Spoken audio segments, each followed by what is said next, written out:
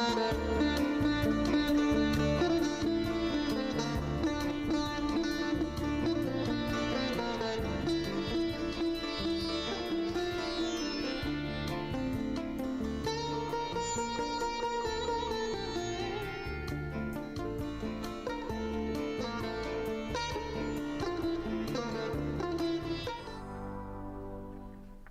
प्यारे देशवासियों, नमस्कार।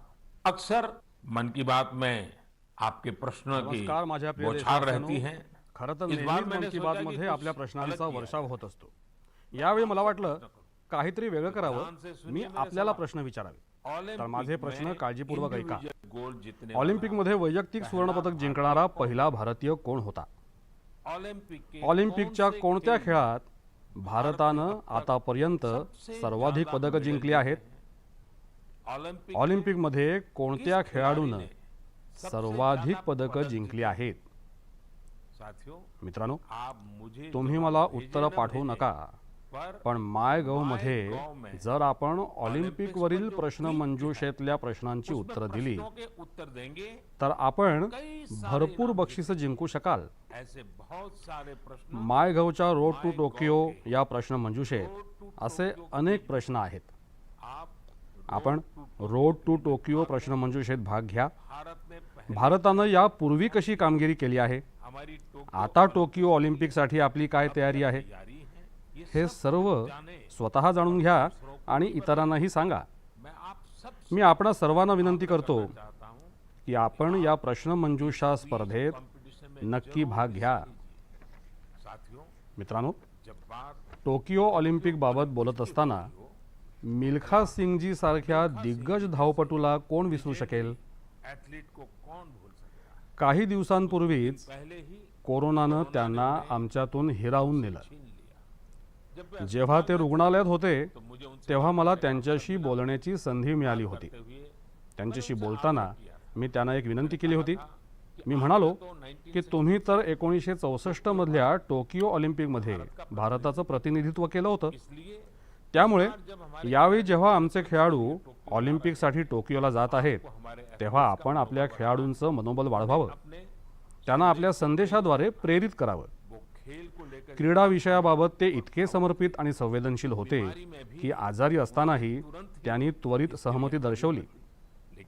पण दुर्दैवानं नियतीच्या मनात काहीतरी वेगळंच होतं। मला आजही आठवतं की ते 2014 मध्ये सुरतला आले होते। आम्ही एका नाईट मॅरेथॉनचं उद्घाटन केलं होतं। त्यावेळी त्यांच्याशी गप्पा गोष्टी झाल्या, खेळाविषयी बोलणं झालं। त्यातून मला देखील खूप प्रेरणा मिळाली होती। आपणा सर्वांना माहिती आहेच की मिल्खा सिंगजी यांचं संपूर्ण कुटुंब खेळाला समर्पित आहे, भारताचा गौरव वाढवत आहे। मित्रांनो, जेव्हा प्रतिभा, निष्ठा, निश्चय आणि खिलाडू वृत्ती एकत्र येतात तेव्हा कुठे अजिंक्यवीर तयार होतात। आपल्या देशात बहुतेक खेळाडू लहान लहान शहरातून, भागांतून, खेड्यांमधून येतात। टोकियो ऑलिम्पिकसाठी जाणाऱ्या आमच्या क्रीडा पथकात अशा अनेक खेळाडूंचा समावेश आहे ज्यांचं आयुष्य खूप प्रेरणादायी आहे। आपल्या प्रवीण जाधवजींच्या बद्दल ऐकलं तर तुम्हाला पण वाटेल की किती कठीण संघर्षानंतर प्रवीणजी इथे पोहोचले आहेत। प्रवीण जाधवजी महाराष्ट्रातील सातारा जिल्ह्यातल्या एका गावामध्ये राहतात। ते तिरंदाजीतील उत्कृष्ट खेळाडू आहेत। त्यांचे आई वडील मजुरी करून कुटुंब चालवतात आणि आता त्यांचा हा मुलगा आपल्या पहिल्या ऑलिम्पिकसाठी टोकियोला जात आहे। ही फक्त त्यांच्या आई वडिलांसाठीच नव्हे तर आपल्या सर्वांसाठीही अभिमानाची बाब आहे। अशाच अजून एक खेळाडू आहेत आमच्या नेहा गोयलजी। नेहा टोकियोला जाणाऱ्या महिला हॉकी संघाच्या सदस्य आहेत। त्यांची आई आणि बहिणी सायकल कारखान्यात काम करून कुटुंबाचा खर्च चालवतात। नेहाप्रमाणेच दीपिका कुमारी यांच्या आयुष्याचा प्रवासही चढ उतारांनी भरलेला आहे। दीपिका यांचे वडील ऑटो रिक्षा चालवतात आणि आई एक परिचारिका आहेत। आणि आता पहा, दीपिका टोकियो ऑलिम्पिकमध्ये भारतातर्फे भाग घेणाऱ्या एकमेव महिला तिरंदाज आहेत कभी विश्व पूर्वी संपूर्ण विश्वात प्रथम क्रमांकावर राहिलेल्या दीपिका यांना आपल्या सगळ्यांच्याच खूप खूप शुभेच्छा आहेत। मित्रांनो, आपण जीवनात कुठेही पोहोचलो, कोणत्याही उच्च पदाला गेलो तरी मातीशी असलेलं हे नातंच आपल्याला आपल्या मुळाशी घट्ट धरून ठेवतं। संघर्ष संघर्षाच्या दिवसानंतर मिळालेल्या यशाचा आनंद काही आगळाच असतो। ही होता है। टोकियोला जाणाऱ्या आमच्या खेळाडूंनी बालपणी साहित्य साधन सामुग्रीच्या अभावाचा सामना केला, पण ते आपल्या निश्चयावर ठाम राहिले, कष्ट करत राहिले। उत्तर प्रदेशातील मुझफ्फरनगरच्या प्रियांका गोस्वामीजी यांचं जीवन सुद्धा बरंच काही शिकवून जातं। प्रियांका यांचे वडील बस कंडक्टर आहेत। लहान असताना प्रियांकाला पदक जिंकणाऱ्या खेळाडूंना मिळणारा बटवा खूप आवडायचा। त्याच आकर्षणामुळे त्यांनी प्रथम रेस वॉकिंग स्पर्धेत भाग घेतला। त्या आता आज त्या खेळातील प्रथितयश अजिंक्यवीर बनले आहेत। भालाफेकीत भाग घेणारे शिवपाल सिंगजी बनारसचे रहिवासी आहेत। शिवपालजी यांचं तर संपूर्ण कुटुंब या खेळाशी जोडलेलं आहे। त्यांचे वडील, काका, भाऊ सर्वजण भालाफेकीत निष्णात आहेत। त्यांच्या परिवाराची ही परंपरा त्यांना टोकियो ऑलिम्पिकसाठी उपयुक्त ठरणार आहे। टोकियो ऑलिम्पिकला जाणाऱ्या चिराग शेट्टी आणि सात्विक साईराज या पुरुष दुहेरीत खेळणाऱ्या बॅडमिंटनपटू जोडीची इच्छाशक्ती पण प्रेरणादायी आहे। अलीकडेच चिरागच्या आजोबांचं कोरोनामुळे निधन झालं। गेल्या वर्षी स्वतः सात्विकही कोरोना बाधित झाले होते, पण या अडचणी असूनही हे दोघे बॅडमिंटनच्या पुरुष दुहेरी गटात आपलं सर्वोत्तम योगदान देण्यासाठी झटत आहेत। आणखी एका खेळाडूची मी आपली ओळख करून देऊ इच्छितो। ते आहेत हरियाणातल्या भिवानीचे मनीष कौशिक। मनीषजी शेतकरी कुटुंबातले आहेत। लहानपणी शेतात काम करता करता मनीष यांना मुष्टियुद्धाची आवड निर्माण झाली। आज हीच आवड त्यांना टोकियोला घेऊन जात आहे। आणखी एक खेळाडू आहेत CA भवानी देवीजी। नाव भवानी आहे आणि त्या तलवारबाजीमध्ये निष्णात आहेत। चेन्नईच्या रहिवासी असलेल्या भवानी या ऑलिम्पिकसाठी पात्र ठरलेल्या पहिल्या भारतीय तलवारबाज आहेत। मी कुठेतरी वाचलं होतं की भवानीजी यांचं प्रशिक्षण सुरू राहावं म्हणून त्यांच्या आईनं आपले दागिने सुद्धा गहाण ठेवले होते। मित्रांनो, अशी बरीच नावं आहेत, पण मन की बात मध्ये आज त्यातली फक्त काही नावं मी सांगू शकलो। टोकियोला जाणाऱ्या प्रत्येक खेळाडूचा स्वतःचा संघर्ष आहे, अनेक वर्षांची मेहनत आहे। ते केवळ स्वतःसाठी नाही तर देशासाठी जात आहेत। या खेळाडूंना भारताचा गौरव वाढवायचा आहे आणि लोकांचं हृदयही जिंकायचं आहे। आणि म्हणूनच मी माझ्या देशवासियांना सल्ला देऊ इच्छितो की आपल्याला या खेळाडूंवर कळत नकळत दबाव आणायचं नाहीये, तर खुल्या मनानं त्यांना पाठिंबा द्यायचा आहे। प्रत्येक खेळाडूचा उत्साह वाढवायचा आहे। समाज माध्यमांवर चीअर फॉर इंडिया या हॅशटॅगसह आपण सर्व खेळाडूंना शुभेच्छा देऊ शकता। या व्यतिरिक्तही आपल्याला काहीतरी वेगळं नाविन्यपूर्ण करायचं असेल तर तेही नक्कीच करा। आपल्याजवळ अशी काही कल्पना असेल जी आपल्या खेळाडूंसाठी संपूर्ण देशानं एकत्र येऊन राबवायची असेल तर तुम्ही ती मला नक्की पाठवा। आपण सर्वजण मिळून टोकियोला जाणाऱ्या खेळाडूंना पाठिंबा देऊया। Cheer for India, cheer for India, cheer for India. माझ्या प्रिय देशवासियांनो, कोरोना विरुद्ध आपली सर्व देशवासियांची लढाई सुरूच आहे, पण या लढ्यात आपण सर्वांनी एकत्र येऊन काही विलक्षण साध्य केलं आहे। नुकतंच काही दिवसांपूर्वी आपल्या देशानं अभूतपूर्व काम केलं आहे। 21 जूनला लसीकरण मोहिमेचा पुढील टप्पा सुरू झाला आणि त्याच दिवशी देशातल्या 86 लाखांहून जास्त लोकांनी विनामूल्य लस घेऊन विक्रम केला आणि तो देखील एका दिवसात। इतक्या मोठ्या संख्येनं भारत सरकारनं विनामूल्य लसीकरण उपलब्ध केलं आणि तेही एका दिवसात। साहजिकच याविषयी बरीच चर्चा झाली आहे। मित्रांनो, एक वर्षापूर्वी सर्वांसमोर एक प्रश्न होता की लस कधी येणार। आज आम्ही एका दिवसात लाखो लोकांसाठी भारतात बनवलेली लस विनामूल्य देत आहोत आणि हेच तर नवीन भारताचं सामर्थ्य आहे. मित्रांनो, लसीचं संरक्षक कवच देशातील प्रत्येक नागरिकाला मिळालंच पाहिजे, यासाठी आम्हाला सतत प्रयत्न करायचे आहे. अनेक ठिकाणी लस घेण्याविषयीची लोकांच्या मनातली दुविधा दूर करण्यासाठी अनेक संघटना, नागरी संस्थांमधले लोक पुढे आले आहेत आणि ते सर्वजण मिळून खूप चांगलं काम करत आहेत. चला, आपण सुद्धा आज एका गावात जाऊया आणि तिथल्या लोकांशी लसीविषयी बोलूया. जाऊयात मध्य प्रदेशातील बैतूल जिल्ह्यातील डुलारिया गावात. हेलो, नमस्कार. नमस्ते जी. मेरा नाम राजेश हिरावे, ग्राम पंचायत डुलारिया, भीमपुर ब्लॉक. राजेश जी, मैंने फोन इसलिए किया कि मैं जानना चाहता था कि अभी आपके गांव में अब कोरोना की क्या स्थिति है. सर, यहाँ पे कोरोना की स्थिति तो अभी ऐसा कुछ नहीं है यहाँ. अभी लोग बीमार नहीं है. जी. गांव की जनसंख्या कितनी है, कितने लोग हैं गांव में. गांव में 462 पुरुष है और 332 महिलाएं. अच्छा राजेश जी, आपने वैक्सीन ले ली क्या. नहीं सर, अभी नहीं लिया. अरे क्यों नहीं लिया.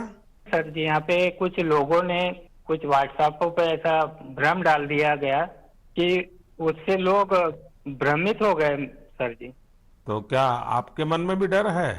जी, सब पूरे गांव में ऐसा भ्रम फैला दिया था सर.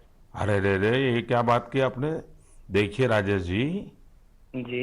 मेरा आपको भी और मेरे सभी गांव के भाई बहनों को यही कहना है कि डर है तो निकाल दीजिए.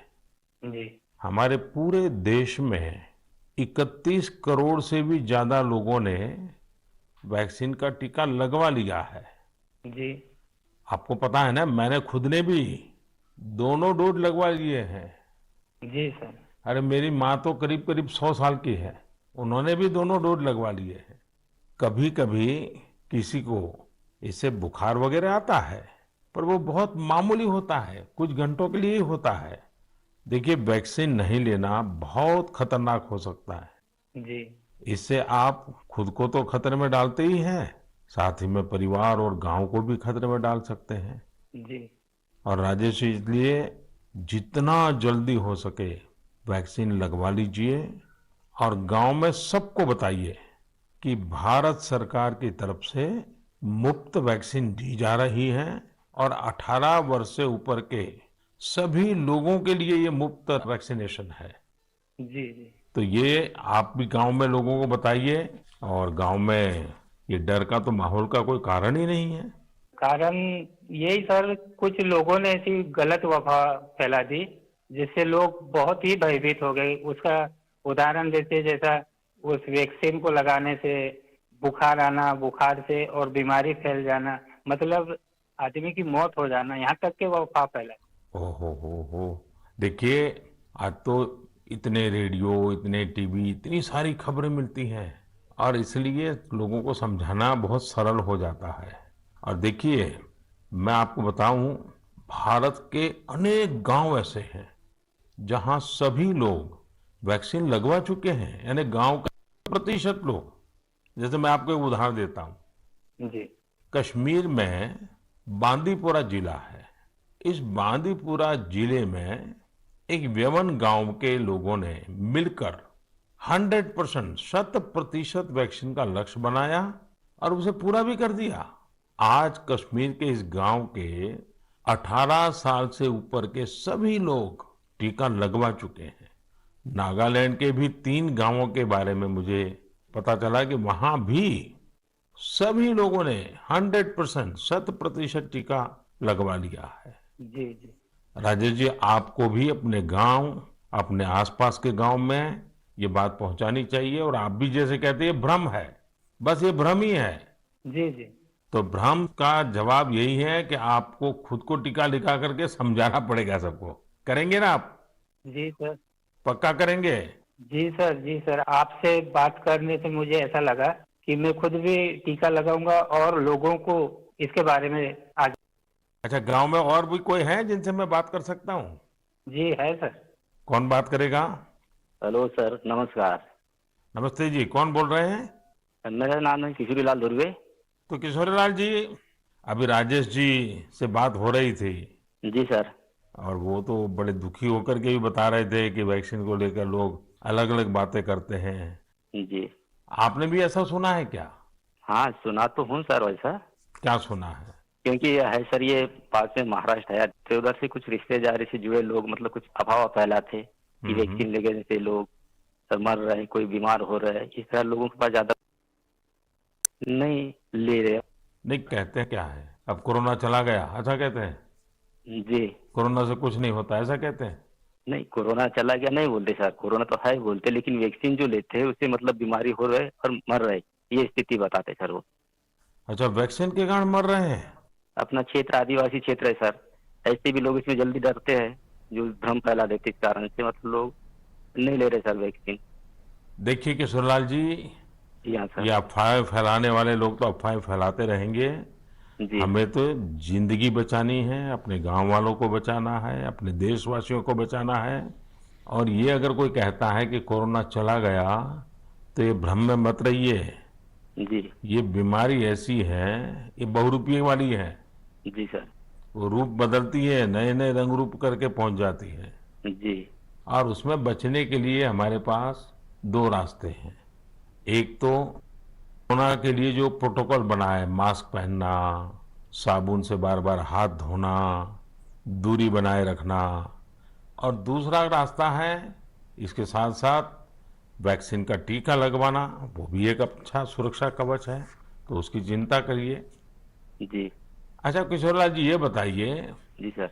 जब लोग आपसे बातें करते तो आप कैसे समझाते हैं लोगों को? आप समझाने का काम करते हैं कि आप भी अफवाह में आ जाते हैं? अरे समझाए क्या, वो लोग ज्यादा हो जाते सर, तो हम भी भयभीत में आ जाते ना सर। देखिए किशोरलाल जी, मेरी आपसे बात हुई है, आज आप मेरे साथी हैं। जी सर। आपको डरना नहीं है और लोगों के डर को भी निकालना है। निकालोगे? जी, निकालेंगे सर, लोगों के डर को भी निकालेंगे सर, मैं स्वयं भी खुद लगाऊंगा। देखिए, अफवाहों पर बिल्कुल ध्यान न दें। जी। आप जानते हैं हमारे वैज्ञानिकों ने कितनी मेहनत करके वैक्सीन बनाई है। जी सर। साल भर रात दिन इतने बड़े बड़े वैज्ञानिकों ने काम किया है। और इसलिए हमें विज्ञान पे भरोसा करना चाहिए, वैज्ञानिकों पर भरोसा करना चाहिए। और ये झूठ फैलाने वाले लोगों को बार बार समझाना चाहिए कि देखिए भाई, ऐसा नहीं होता है, इतने लोगों ने वैक्सीन ले लिया है, कुछ नहीं होता है। जी। और अफवाहों से बहुत बच करके रहिए, गांव को भी बचाना चाहिए। जी। और राजेश जी, किशोरलाल जी, आप जैसे साथियों को तो मैं कहूंगा कि आप अपने ही गांव में नहीं और गांवों में भी इन अफवाहों को रोकने का काम कीजिए और लोगों को बताइए मेरे से बात हुई है। जी सर। बता दीजिए, मेरा नाम बता दीजिए। बताएंगे सर और समझाएंगे लोगों को। और देखिए, आपके पूरे गांव को मेरी तरफ से शुभकामनाएं दीजिए। जी सर।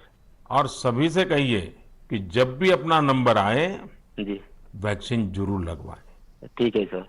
मैं चाहूंगा कि गांव की महिलाओं को, हमारी माताओं बहनों को जी सर। इस काम में ज्यादा और सक्रियता के साथ उनको साथ रखिए। जी। कभी कभी माताएं बहनें बात कहती है ना, लोग जल्दी मान जाते हैं। जी। आपके गांव में जब टीकाकरण पूरा हो जाए तो मुझे बताएंगे आप? हाँ, बताएंगे सर। पक्का बताएंगे? जी। देखिए, मैं इंतजार करूंगा आपकी चिट्ठी का। जी सर। चलिए राजेश जी, किशोर जी, बहुत बहुत धन्यवाद, आपसे बात करने का मौका मिला। धन्यवाद सर, आपने हम बात किया है, बहुत बहुत धन्यवाद आपको भी। साथियों, मित्रांनो, कभी ना कभी कधी ना कधी जगासाठी हा अभ्यासाचा विषय ठरेल की भारतातल्या गावातल्या लोकांनी आपल्या वनवासी आदिवासी बंधू भगिनींनी कशा प्रकारे आपल्या सामर्थ्याची समंजसपणाची प्रचिती दिली। गावातल्या लोकांनी विलगीकरण केंद्र तयार केली, स्थानिक गरजा लक्षात घेऊन कोविड प्रोटोकॉल तयार केले। गावातल्या लोकांनी कुणाला उपाशी राहू दिलं नाही, शेतीची कामही खोळंबू दिली नाहीत, जवळच्या शहरात दररोज दूध भाज्या पोहोचत राहतील याची काळजी घेतली। म्हणजेच स्वतःबरोबरच दुसऱ्यालाही सांभाळलं। लसीकरण अभियानातही आपल्याला असंच करायचं आहे। आपण जागरूक राहायचं आहे आणि जागरूक करायचंही आहे। गावातल्या प्रत्येक व्यक्तीचं लसीकरण करणं हे प्रत्येक गावाचं लक्ष असलं पाहिजे. याद रखिए, लक्षात ठेवा. मैं तो आप आणि मी तर आपणाला विशेष करून सांगतो, आप एक सवाल अपने आपण आपल्या मनाला एक प्रश्न विचारा. सफल होना चाहता है. प्रत्येकजण यशस्वी होऊ पाहतो, निर्णायक मात्र निर्णायक यशस्वी होण्याचा मंत्र काय आहे? निर्णायक निर्णायक यशस्वीतेचा मंत्र आहे निरंतरता, सातत्य. म्हणूनच आपल्याला निद्रिस्त राहायचं नाही, भ्रांति में कोणत्याही भ्रमात राहायचं नाही. हमें सतत आपल्याला अखंड प्रयत्न करत राहायचं आहे. कोरोनावर विजय मिळवायचा आहे. मेरे प्यारे देशवासियों, माझ्या प्रिय देशवासियांनो, में अब मानसून का आपल्या देशात आता मोसमी पावसाचा हंगाम सुरू झाला आहे. ढग बरसू लागतात तेव्हा ते केवळ आपल्यासाठीच नव्हे तर आपल्या भावी पिढीसाठीही बरसतात. पावसाचं पाणी जमिनीत मुरून साठतं आणि भूगर्भातल्या पाण्याची पातळीही सुधारते. भी सुधारता है. म्हणूनच मी जलसंरक्षण को म्हणजे देशसेवेचंच एक रूप आहे असं मानतो. आपने भी देखा, आपण पाहिलं असेल हम में से की आपल्यापैकी अनेक लोक या पुण्य कार्याला आपली जबाबदारी मानून हे काम करत आहेत. ऐसे ही एक शख्स है अशीच एक व्यक्ती आहे उत्तराखंडमधले पौडी गढवाल इथले सच्चिदानंद भारतीजी. शिक्षक है. भारतीजी एक शिक्षक आहेत कार्यों से आणि त्यांनी आपल्या कार्यातूनही लोकांना अतिशय उत्तम शिक्षण दिलं आहे. उनकी मेहनत आज त्यांच्या परिश्रमातूनच पौडी गढवालमधल्या उफरैंखाल भागातलं पाण्याचं मोठं संकट शमलं आहे. जिथे लोक पाण्याकडे डोळे लावून बसले होते तिथे आता वर्षभर पाण्याचा पुरवठा होत आहे. पूर्ति हो रही है. साथियों, मित्रहो, पहाड़ों में जल डोंगराळ भागात जलसंधारणाची पारंपरिक पद्धत आहे. जिसे त्याला चालखाल भी कहा असंही म्हटलं जातं. यानी पानी म्हणजे जमा करने पाणी जमा करण्यासाठी मोठा खड्डा खोदणं. इस परंपरा या परंपरेशी भारतीजी यांनी आणखी नव्या पद्धतीची सांगड घातली. लगातार त्यांनी सातत्यानं लहान मोठे तलाव तयार केले. इससे न सिर्फ यातून उफरैंखाल इथला डोंगराळ भाग हिरवागार तर झालाच, शिवाय लोकांचा पिण्याच्या पाण्याचा प्रश्नही मिटला. आप ये जान आपल्याला हे ऐकून आश्चर्य वाटेल कि भारत की भारतीजी यांनी असे 30,000हून जास्त तलाव तयार केले आहेत. तलैया बनवा चुके हैं. 30,000. उनका ये त्यांचं हे भगीरथ कार्य आजही सुरूच असून अनेक लोकांसाठी प्रेरणादायी ठरत आहे. साथियों, मित्रहो, इसी तरह अशाच प्रकारे उत्तर प्रदेशातल्या बांदा जिल्ह्यातल्या अंधाव गावातल्या लोकांनीही वेगळ्या प्रकारचा प्रयत्न केला आहे. उन्होंने अपने त्यांनी आपल्या अभियानाला नावही मोठं मनोरंजक दिलं आहे. का पानी शेतातलं पाणी शेतात, गांव का गावाचं पाणी गावात. इस अभियान या अभियानांतर्गत गांव के गावातल्या 100 बिघा शेतात उंच बांध तयार केले आहेत. इससे बारिश का यामुळे पावसाचं पाणी शेतात जमा व्हायला लागलं और जमीन आणि जमिनीत मुरायला लागलं. अब ये सब लोग आता हे लोक शेताच्या बांधावर झाडं लावण्याची योजना आखत आहेत. म्हणजेच आता शेतकऱ्याला पाणी, झाडं आणि पैसा तिन्ही बाबी मिळतील. अपने अच्छे अशा प्रकारे आपल्या उत्तम कार्यामुळे त्यांच्या गावाची कीर्ती दूर दूरपर्यंत पोहोचत आहे. मित्रहो, सभी से या सर्वांकडून प्रेरणा घेत आपण आपल्या आजूबाजूला ज्या प्रकारे पाण्याची बचत करता येईल तशी बचत करायला हवी. मानसून के इस मान्सूनचा हा महत्त्वाचा काळ आपण वाया जाऊ देता कामा नये. मेरे प्यारे देशवासियों, माझ्या प्रिय देशबांधवांनो, आपल्या शास्त्रामध्ये म्हटलं आहे, नास्ति नास्ति मूलम अनौषधम. अर्थात म्हणजे या भूतलावर अशी कोणतीही वनस्पती नाही जिच्यामध्ये औषधी गुणधर्म नाहीत. हमारे आपल्या आजूबाजूला अशी अनेक झाडं, वनस्पती असतात ज्यांचे अद्भुत गुणधर्म असतात. लेकिन कई बार मात्र आपल्याला अनेकदा त्याबाबत माहिती नसतं. नहीं होता. मुझे नैनी नैनितालमधून एका मित्रानं भाई परितोष यांनी या विषयावर मला पत्र पाठवलं आहे. उन्होंने लिखा है त्यांनी लिहिलं आहे की गुळवेल आणि दुसऱ्या आणखी काही वनस्पतींचे अद्भुत औषधी गुणधर्म बारे में आपल्याला कोरोना आल्यानंतरच समजले. परितोष ने परितोष यांनी माझ्याकडे आग्रहच धरला आहे की मी मन की बातच्या सर्व श्रोत्यांना सांगावं की आपण आपल्या आजूबाजूच्या वनस्पतींविषयी जाणून घ्यावं आणि दुसऱ्यांनाही त्याची माहिती द्यावी. वास्तव में खरं तर हा आपला शेकडो वर्षांपासूनचा वारसा आहे आणि आपल्याला त्याची जोपासना करायची आहे.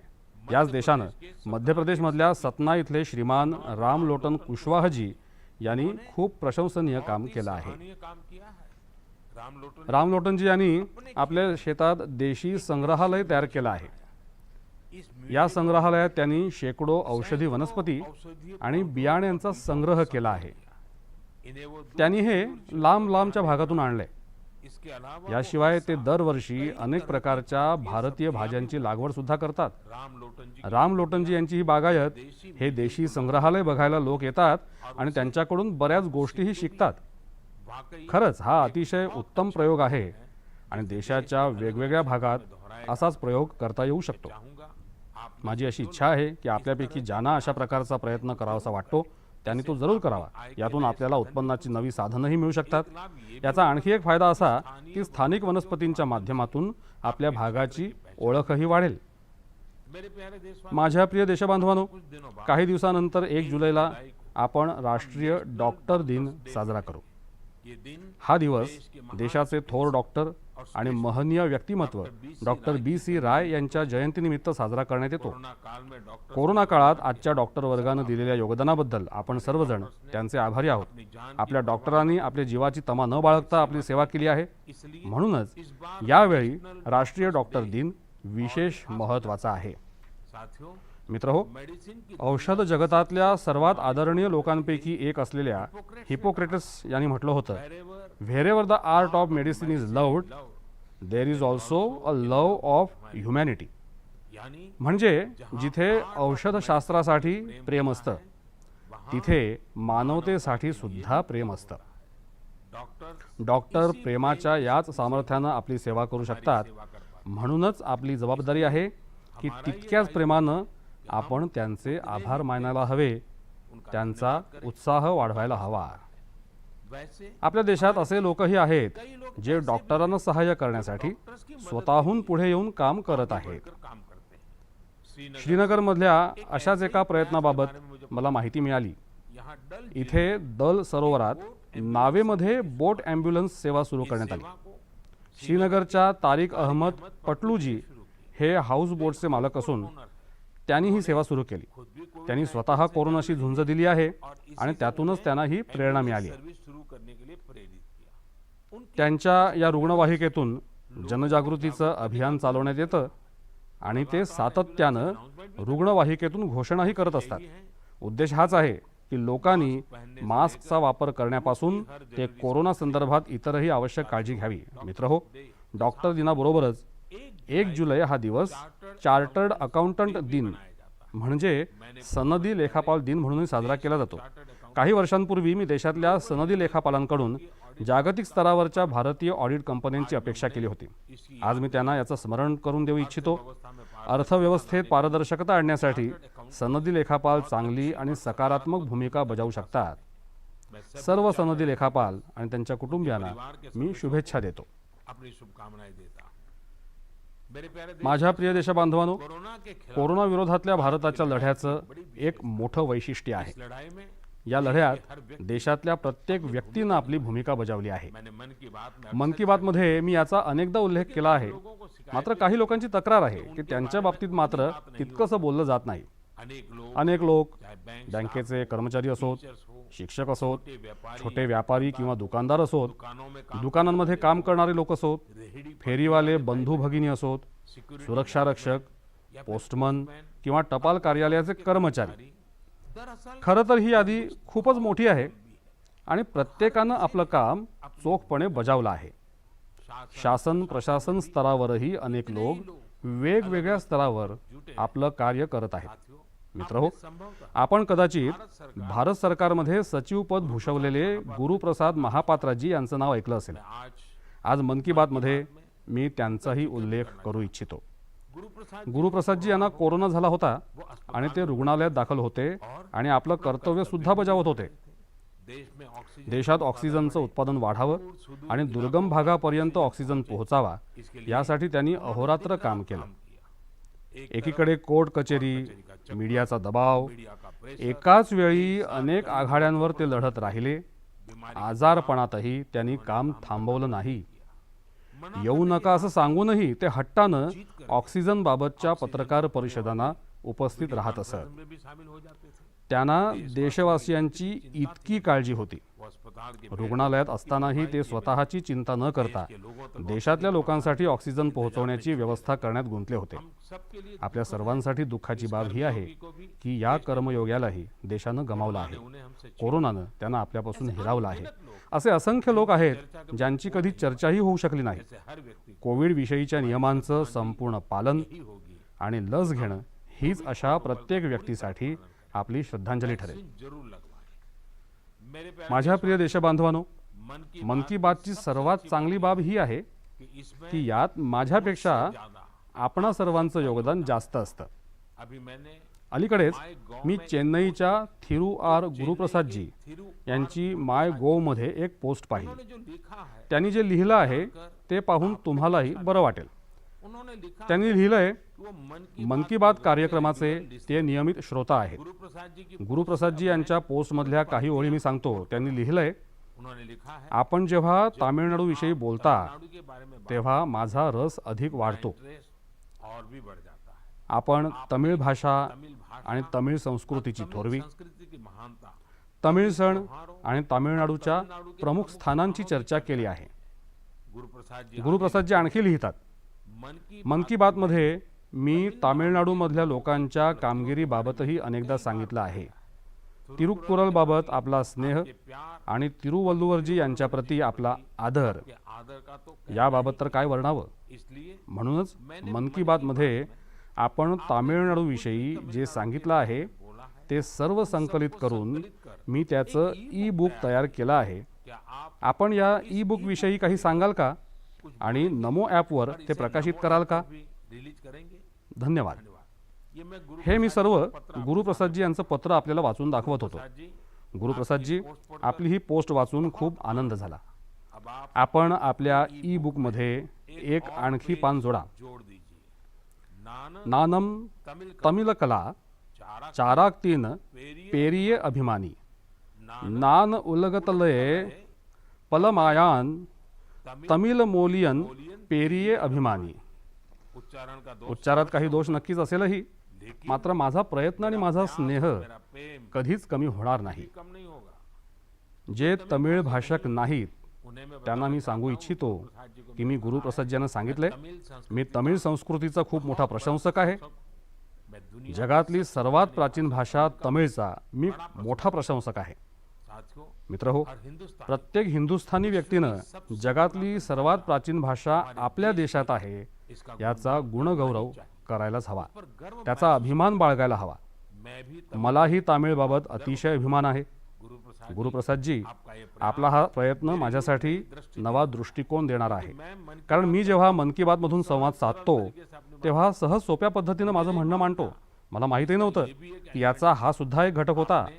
आपण सगळ्या जुन्या गोष्टींचा संग्रह केला तेव्हा मीही एकदा नव्हे तर दोनदा त्या वाचल्या. प्रसाद जी गुरुप्रसादजी, आपलं हे पुस्तक मी नमो ॲपवर नक्कीच अपलोड करेन.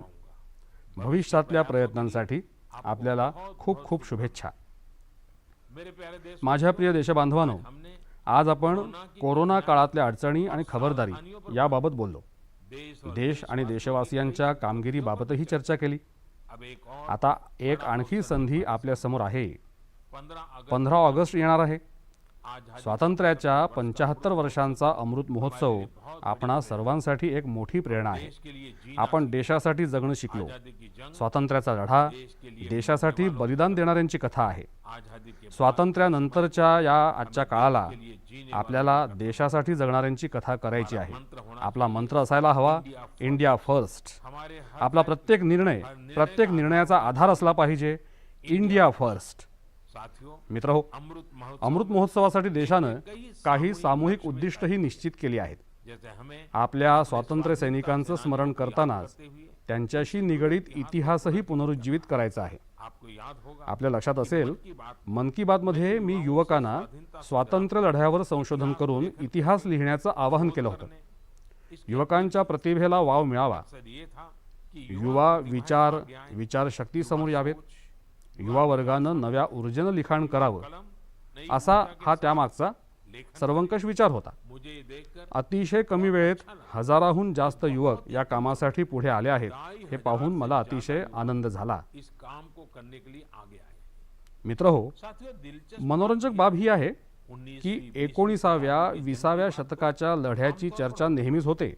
लेकिन खुशी मात्र 21व्या शतकात ज्यांचा जन्म झाला आहे में जो युवा पैदा अशा माझ्या युवा मित्रांनी 20वीं सदी में 19व्या-20व्या शतकातल्या स्वातंत्र्याच्या लढ्याची गाथा लोकांसमोर आणण्याची आघाडी आता सांभाळली आहे. के सामने रख मोर्चा संभाला है. या सर्व लोकांनी माय गोवर याचा संपूर्ण तपशील पाठवला आहे. हे लोक हिंदी, इंग्लिश, तमिळ, कन्नड, बांगला, तेलुगू, मराठी, मल्याळम, गुजराती अशा देशाच्या वेगवेगळ्या भाषांमध्ये स्वातंत्र्य लढ्यावर लिहिणार आहेत.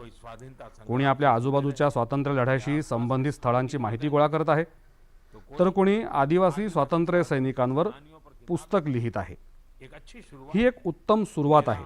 माझी आपल्याला विनंती आहे की अमृत महोत्सवामध्ये आपल्याला जसं योगदान देता येईल तसं जरूर द्या. हे आपलं सौभाग्य आहे की स्वातंत्र्याच्या 75 वर्षांच्या पर्वाचे आपण साक्षीदार होत आहोत. म्हणूनच पुढच्या वेळी मन की बातमध्ये आपल्याशी संवाद साधताना अमृत महोत्सवाच्या आणखी तयारीबाबतही चर्चा करूया. आपण सर्वांनी आरोग्य संपन्न राहा, कोरोनाशी संबंधित नियमांचं पालन करत वाटचाल करा. आपल्या नवनव्या प्रयत्नातून देशाच्या विकासाला अशीच गती देत राहा. या शुभेच्छांसह खूप खूप धन्यवाद.